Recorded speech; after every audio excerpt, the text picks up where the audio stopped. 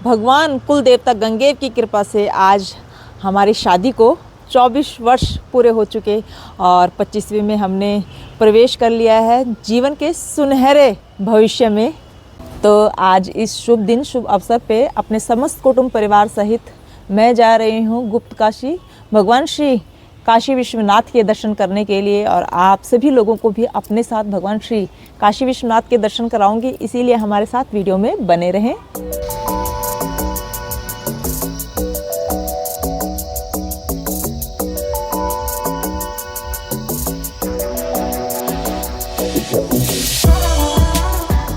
अभी हम पहुंच चुके हैं विश्वनाथ मंदिर के प्रवेश द्वार पे और अभी सुबह के 10 बजे का समय हो रहा है और हम घर से निकले थे सुबह 8:30 बजे और इस समय खिली खिली धूप है और गुप्त काशी का मार्केट कुछ इस तरीके से है। बहुत ही खूबसूरत मार्केट लग रहा है।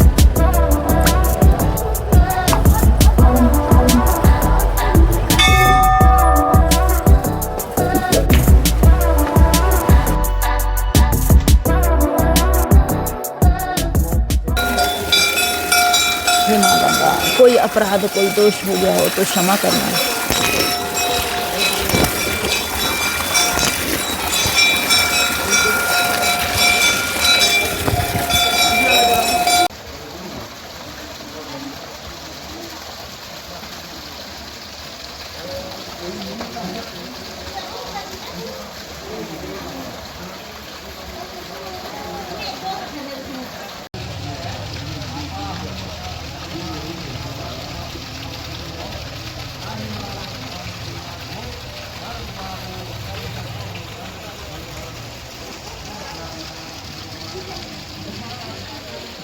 तो आज बड़े ही सौभाग्य से अपने शादी की सालगिरह के 24वें हमारी शादी की सालगिरह है और 25वें में हमने प्रवेश कर लिया है।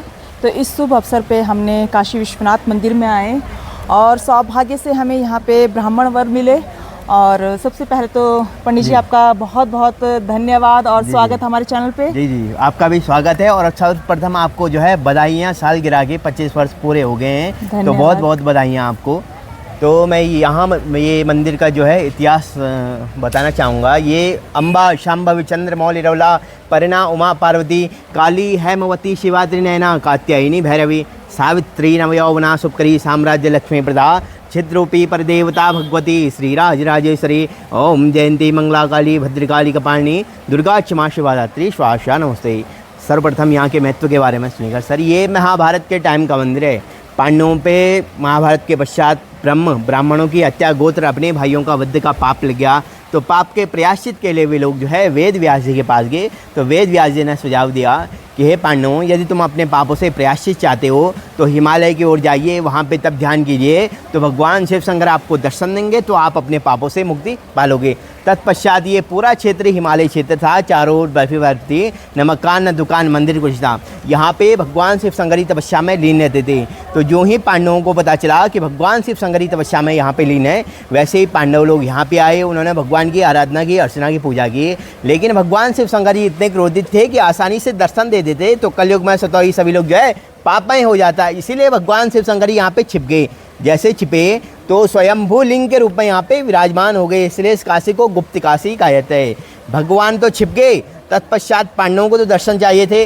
तब पांडवों ने माता पार्वती से निवेदन किया कि हे माँ, आप जो है भगवान शिव शंकर से कहकर हमें दर्शन दिलवाइए। तो माँ को प्रसन्न करने के लिए पांडवों ने यहाँ पे श्रीफल लिया, इसका जब नाम गोत्र से गुप्तदान किया और पितरों को जल दिया, तब माँ ने अपने शरीर में 2 दर्शन दिए, आधा शिव और शक्ति के रूप में। तो यहाँ पे नारियल के दान का विशेष महत्व है। और 2 मंदिर हैं, एक स्वयंभू लिंग है, जब छिप गए थे भगवान शिव शंकर जी तो स्वयंभू लिंग के रूप में विराजमान हो गए। तत्पश्चात पांडवों ने माता पार्वती का ध्यान किया, पूजा अर्चन किया और माँ ने अर्धनारीश्वर के रूप में यहाँ पे दर्शन दिए। तो 2 मंदिर है और ये गंगा यमुना की धाराएं, जो भगवान का लिंग है उसके दाएं बाएं भाग से दोनों धाराएं बहती हैं। गर्मियों में ठंडा, सर्दियों में हल्का गर्म पानी। गुप्त काशी एरिया में कोई घर का पानी नहीं पीता, सब बिन्हीं दोनों धाराओं का जल लेकर के पीते हैं और दोनों का स्वाद भी अलग अलग है, एक का मीठा है और एक का खारा है। और किनारे से जो है अभी पूरा कुंड भरा हुआ है, किनारे से छेद है, कपड़ा लगा रखा है तो पूरा पानी भरते हैं। अभी कपड़ा निकाल देंगे तो पूरा पानी जो है मंदाकिनी नदी में चले जाता है। ओम नमः शिवाय। गुरु जी का बहुत बहुत जी, जी, धन्यवाद कोई नहीं है। यहाँ की जो खूबसूरत जानकारी है अरे, हमारे साथ साझा करने अरे, के लिए। जी, जी, जी। और मैं जितने भी हमारे व्यूवर्स हैं उन सभी को भी कहना चाहूँगी कि एक बार यहाँ पे ज़रूर आएँ और इन पुण्य दर्शनों को पाएँ। और वैसे भी मुझे लगता है कि सौभाग्य से ही इस जी, प्रकार जी। के दिव्य स्थानों पे हम आ पाते हैं। और आज प्रभु की कृपा से मुझे भी ये सौभाग्य प्राप्त हुआ। जी, बहुत बहुत धन्यवाद आपका, है ना। धन्यवाद गुरु जी। जी जी।